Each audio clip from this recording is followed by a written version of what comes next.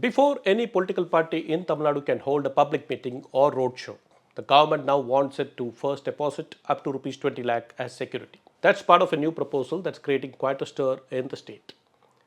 The Tamil Nadu government has suggested collecting a refundable security deposit from political parties for organizing public meetings and rallies. It is the first such move by any state in the country, and it's already facing criticism even from the ruling DMK's allies. Why has the government brought this now? What are the objections from political parties? And what does the Madras High Court have to say about it?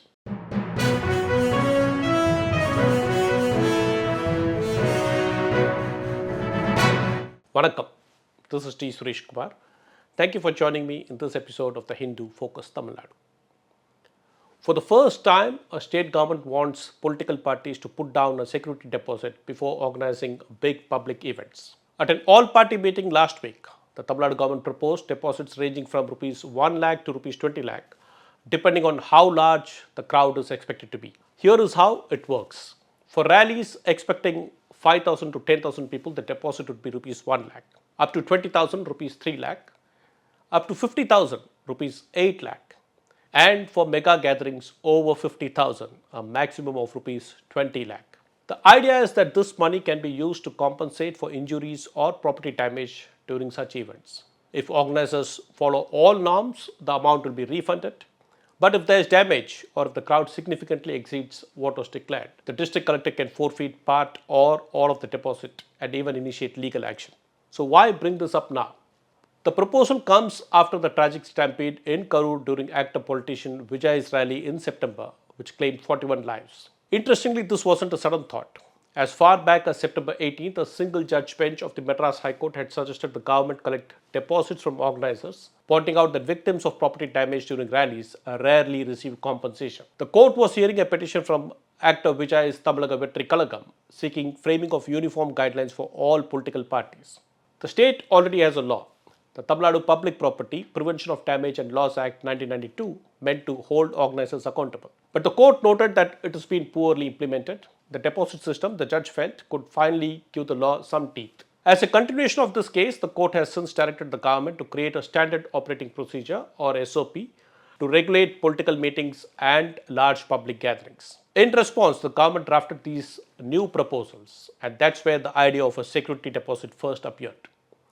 Now that is the government's reasoning, but political reactions, first and next.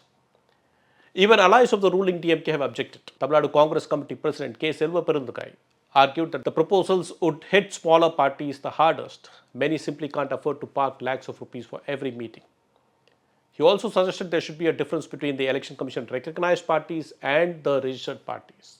CPIM senior leader K. Balakrishnan called the proposal excessive, saying the court had only given a direction and not delivered a judgment. For him, limiting rallies this way would infringe on constitutional rights to assembly and expression. T. Velmurugan of the Tamalaga Valurmai Katchi went further, claiming the move would snatch away a political party's rights altogether. Now, beyond the deposit, the draft SOP includes a long list of safety and organizational measures as well.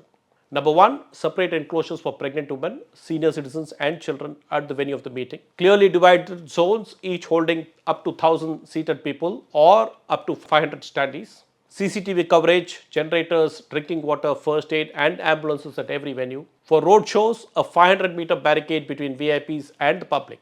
And importantly, events should not last more than 3 hours to avoid crowd fatigue. The organizers must also sign an undertaking to ensure smooth passage of ambulances, something that's been a real problem in recent rallies.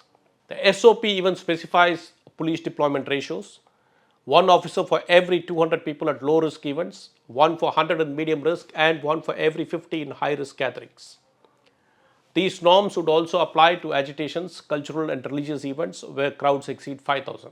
This week, when the case came up again, the Madras High Court asked the government to prepare a second draft of the SOP. The court said the new version should incorporate suggestions made by political parties, including Vijay's political party, which was not invited for the first round of consultations. The AIADMK, the main opposition party in the state, has also flagged gaps. It pointed out that while the draft focuses heavily on what organizers must do, it says little about the police's own responsibilities in crowd management. The government had asked for a month's extension, but the court has given it time only until November 21 to finalize the revised draft. So, where does this leave us? On one hand, the government argues that public safety demands accountability and a refundable deposit could enforce a discipline at large gatherings. On the other hand, critics fear this could price out smaller or emerging political movements, shrinking the space for democratic expression. No other state in India currently has such an SOP for political meetings. So, if Tamil Nadu implements it, it might become a pilot project for the rest of the country, a test case balancing safety, responsibility, and democratic rights. As the High Court continues to monitor the process, the real question is this: can political accountability be ensured without turning it into a financial barrier? We will keep watching how things unfold and update you. On that note, this is D. Suresh Kumar signing off. I shall meet you in another video. Thank you.